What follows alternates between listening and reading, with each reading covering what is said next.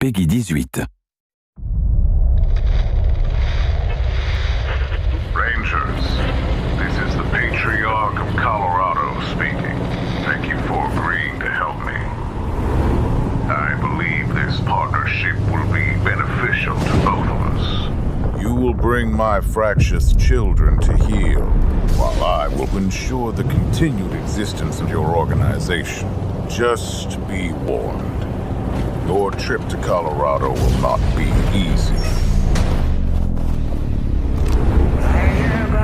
All spotless, are they white as the snow? Are you washed in the blood of the Lamb? Gangs and cults watch the passes and prey on the unwary.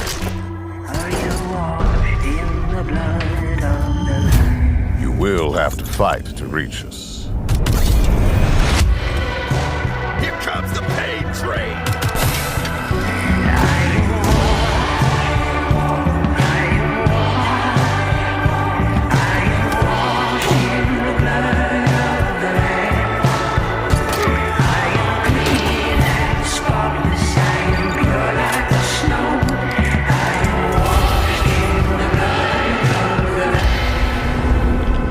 But reach us you must, Rangers.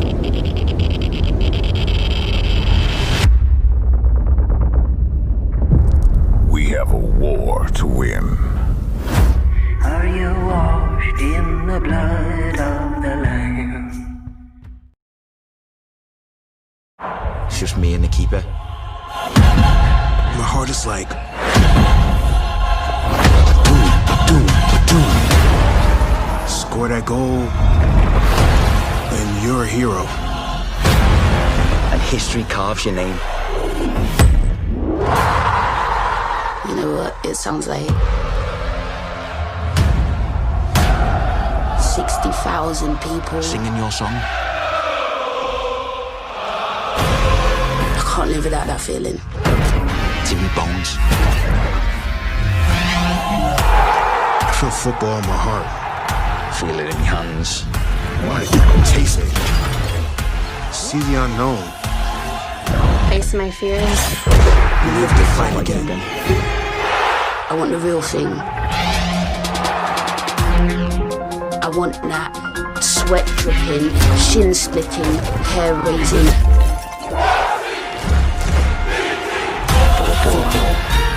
I want to live in the floodlights. I want to feel it all. EA Sports. It's in the game.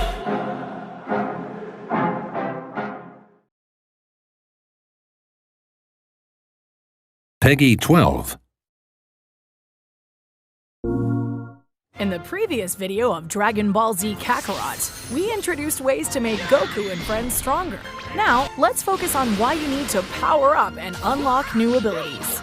To protect Earth from the most fearsome foes, during your adventure, you'll face off against intergalactic enemies and threats ranging from mechanical robots of the Red Ribbon Army to Frieza's soldiers. Most importantly, you'll also go head-to-head with the most iconic villains from the Dragon Ball Z storyline. Today, we'll be covering some additional gameplay features that focus on fights with powerful enemies.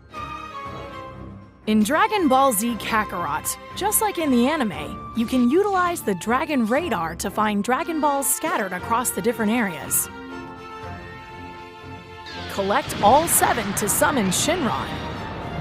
Shinron is able to grant you multiple wishes depending on where you are in the story. One thing to keep in mind is that you won't be able to collect the Dragon Balls after a wish is granted for quite some time, so be sure to wish wisely. Using the Dragon Balls, players can ask Shinron to resurrect enemies and rivals from the dead. They'll be brought back to specific locations, so seek them out to trigger an exclusive subquest. By clearing these subquests, you'll also be able to obtain their soul emblems and place them on the community boards. During your adventure, you'll encounter enemies with sinister crimson auras. Defeating these enemies will give you plenty of experience points and special items. but they are much more powerful than your common opponents. Take them on at your own risk. Villainous enemies are found throughout each area of the game. Defeating all of them will trigger an invasion of even more powerful enemies. Find out what's drawing all of these powerful enemies to each area by taking all of them out. Are you strong enough to solve the mystery? There are many frightful foes waiting to strike in all corners of the earth and beyond. It's your role as a Z Warrior to stop them and be the hope of the universe. That's all for today, but keep your scouters on the lookout for our next videos on Dragon Ball Z Kakarot.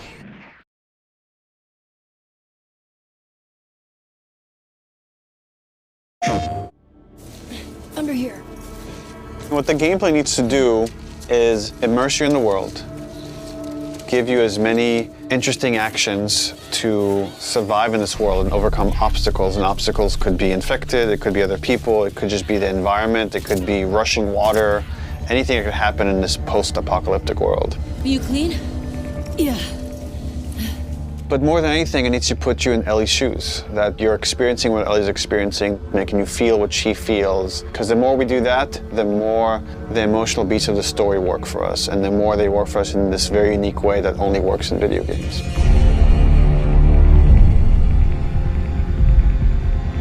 The gameplay philosophy of The Last of Us Part 2 is putting you in the shoes of Ellie and everything that that means. It means giving you a threat constantly, as this world has.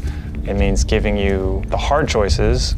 Because this game takes place in such a hostile universe and our characters are pushed to do really difficult things, we want to put you in alignment with those choices. We want you to understand how hard certain decisions were for these characters, because they're hard for you. I would say the overarching philosophy of how we approached designing the game mechanically is how can we take things to the next level. Everything kind of comes out of the story. And how do we do it through systems? So one is you have to feel the pressure of survival. Survive by the skin of my teeth. How do I use all the scrap around me? Any kind of bullet, any kind of rag, any kind of bottle of alcohol. How do we give you that sense of being a survivor in this world?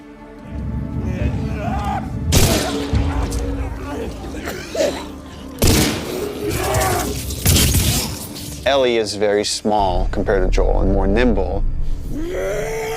How do we make you feel like you're not the strongest person in the room, but you still should be able to rise to the challenge and survive, a fight with a bunch of people that are all bigger than you. So therefore it meant creating a character and systems and mechanics that allow you to be much more nimble. And that's where we added a jump button. Deal.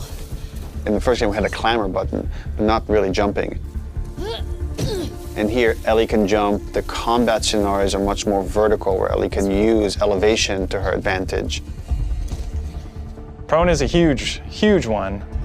Prone, obviously, it means to lay flat on the ground. Something so simple, again, something that in real life you'd be able to do. Letting the player have access to all their weapons, all the items, crafting, everything while in that position. And it just creates so many more emergent things in gameplay.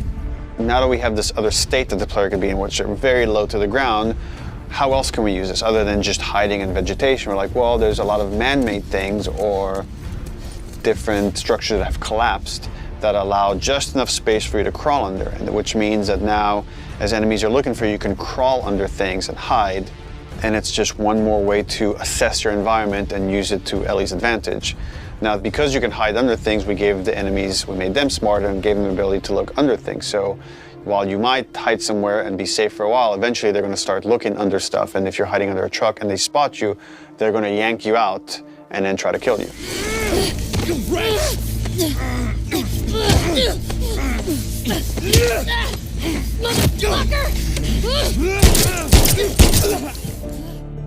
Dodging is a big one because now with dodge, anytime you're in a scuffle, you have a chance to get away. You have a chance to counterattack. It lets escape be an option as well. Sometimes you just got to run, and that is another part of this world, which is sometimes the threat is so overpowering that you just have to get away. When you are partially hidden, or you're in grass, that means people from afar can't see you, but people from closer can kind of see you. They will eventually acquire you. You're not completely hidden when you're in grass. She went into the grass. Watch yourself. And it makes you as a player become much more aware of your surroundings. Jump, prone, dodge, all these things feed into both exploration and combat because it lets us expand the space. The size of spaces can be bigger, the intricacy of spaces can be more complex, and it still works exactly as you would expect. So when it came to our level design, we really wanted to challenge ourselves to make a world that really felt like a real space as much as we possibly could and didn't feel like a series of combat encounters and exploration spaces and then combat encounters that felt like a hall of horrors or something, but something that really felt like a space that you could explore that seemed like a legitimate urban environment.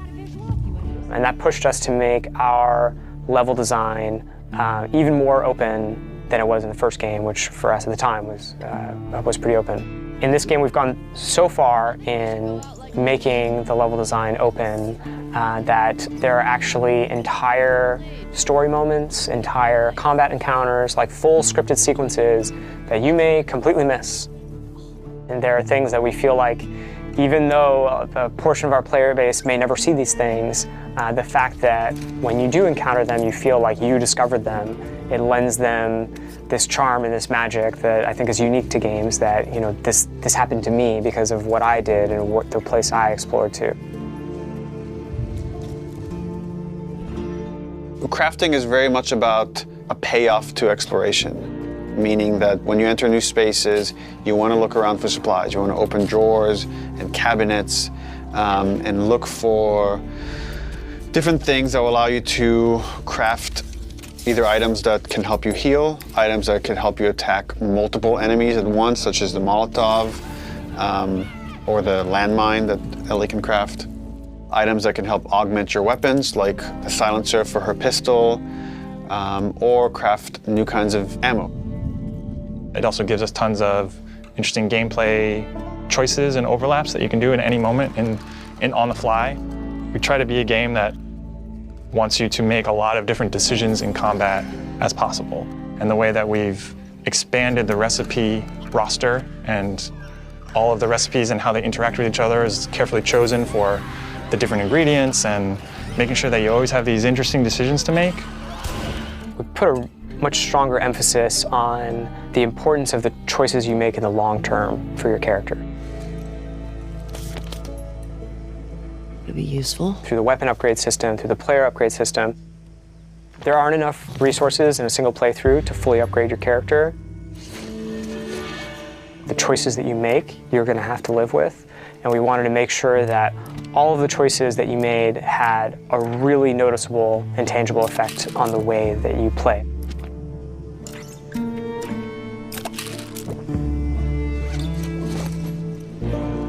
You feel a greater kinship with Ellie because you are living with decisions that you've already made. Like you are continuing this through line of her journey through this world, and the moment-to-moment gameplay is influenced by that in a way that we haven't before. The realization that your choices have these long-term consequences is very much like the nature of the narrative of the game. And I'm happy that the mechanics are supporting that. PlayStation